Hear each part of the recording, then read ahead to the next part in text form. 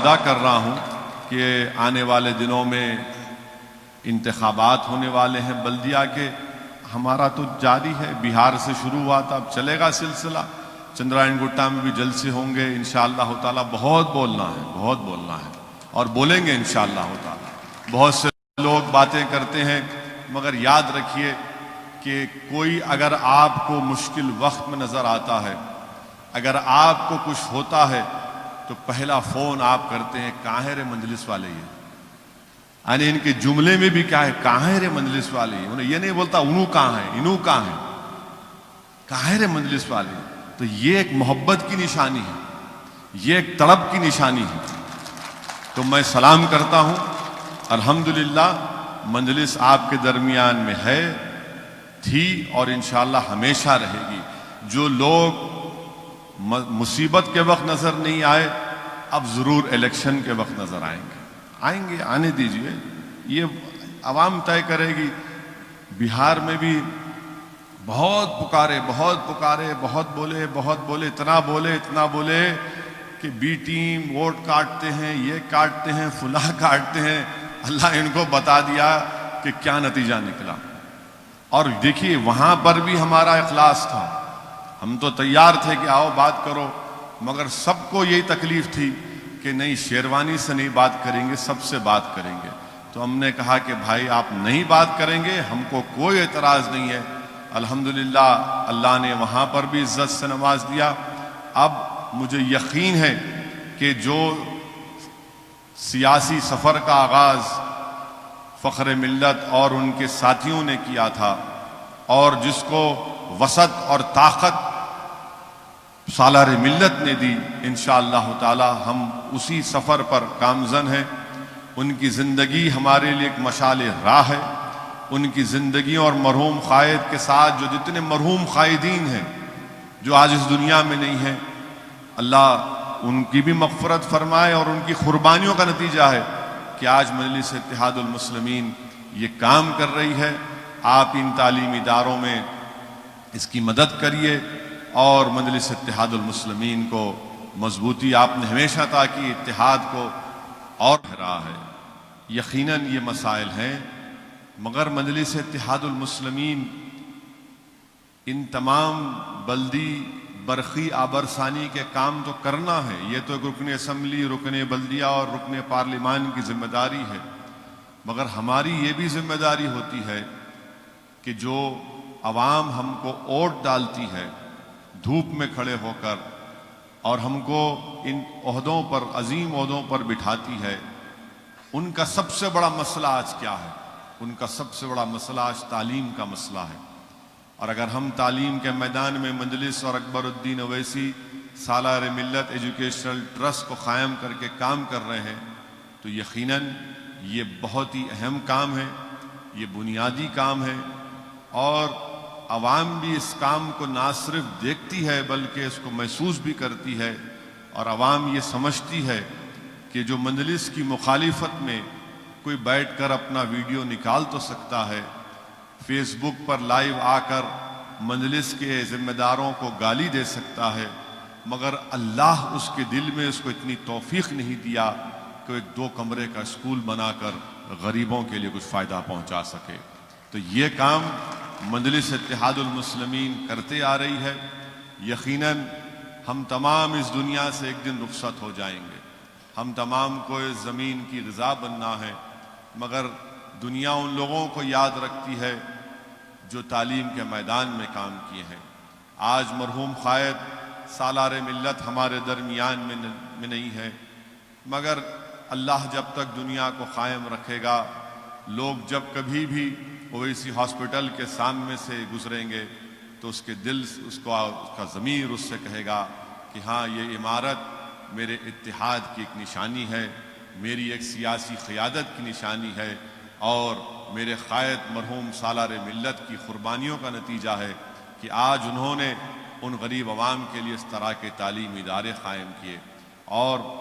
حدیث شریف بھی ہے کہ جو علم سے زندہ ہوتا ہے وہ کبھی نہیں مرتا.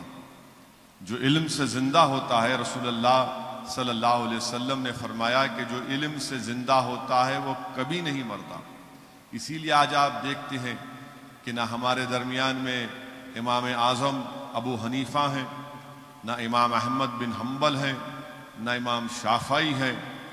نہ امام مالک ہیں، نہ جامع نظامیہ کے بانی یا حیدرآباد یا ہندوستان کے بڑے بڑے دینی درسگاہوں کے بانی زندہ نہیں ہیں، مگر وہ زندہ اس لیے ہیں کیونکہ انہوں نے علم کی شمع کو روشن کیا تھا، اور وہ علم جو انہوں نے اس کو روشن کیا تھا، جس سے اللہ نے ان کا کام لیا، دنیا صبح قیامت تک ان کو یاد رکھے گی۔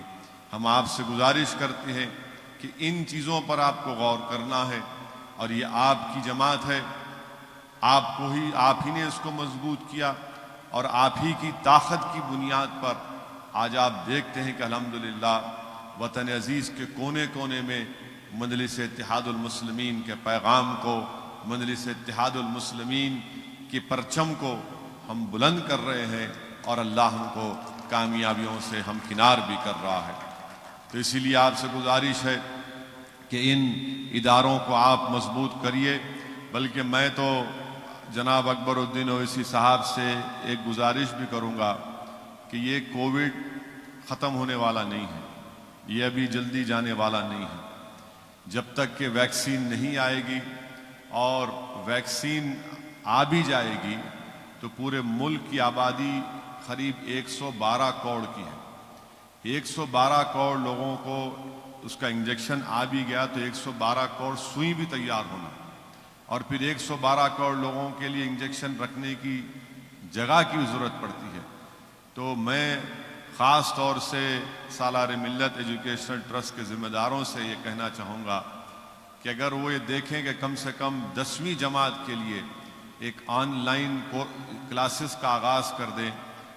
ایک آن لائن کورسز کا آغاز ہو جائے گا، تو کم سے کم جو بچے اور بچیاں 10ویں جماعت کے لیے کی تیاری کر رہے ہیں وہ اپنے تعلیم سے کسی حد تک محروم نہیں رہیں گی، کیونکہ حکومت تو میرے خیال سے شاید ایک مہینہ ادھر ادھر SSC کے امتحان کو آگے بڑھا سکتی ہے، اور اگر یہ ایسا ہو جاتا ہے تو یہ بہت بڑی بات ہوگی، کیونکہ آج کل ماشاءاللہ ہر گھر میں سیل فون ہے،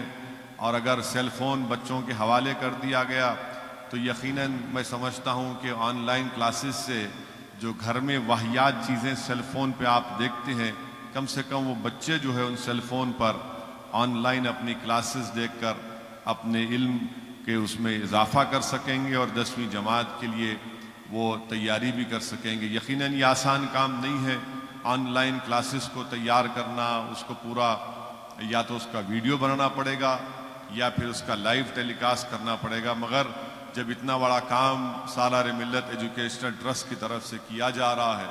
تو میں امید کرتا ہوں، اور میری گزارش بھی ہے کہ اس تعلق سے وہ ماہرین جو اس ماہرین سے گفتگو کریں، اور اگر اس طرح کا کوئی سافٹ ویئر بنا سکتے ہیں تو وہ بہت میرے خیال سے کارآمد ثابت ہوگا، کیونکہ ابھی اکبر الدین اویسی نے اپنی تقریر میں کہا کہ کورونا کی وجہ سے بہت سے اسکول بند ہیں اور بہت سے بچے اپنے گھر میں بیٹھے ہوئے ہیں، تو یہ جب 10 اسکول کی عمارتیں جہاں پر تیار ہیں، جہاں پر اسکول چل رہے ہیں، تو ہم کو یہ ضروری ہے کہ 10ویں جماعت کے لیے بھی ہم کو اس تعلق سے سوچنا ہے، اور انشاءاللہ تعالی مجھے یقین ہے کہ اللہ اپنے فضل و کرم سے آج جس اسکول کی عمارت کا سنگ بنیاد رکھا گیا وہ ضرور اللہ اس کو اپنے فضل و کرم سے پورا کرے گا، کیونکہ یاد رکھیے جس انسان کی نیت اچھی ہوتی ہے، جس انسان کی نیت میں اخلاص ہوتا ہے، تو اللہ سبحانہ و تعالی غیب سے اس کی مدد کرتا ہے۔ اور یہی بات کو یاد رکھیے کہ نیتوں کو اچھا رکھیے۔ اگر نیت میں اخلاص نہیں ہے،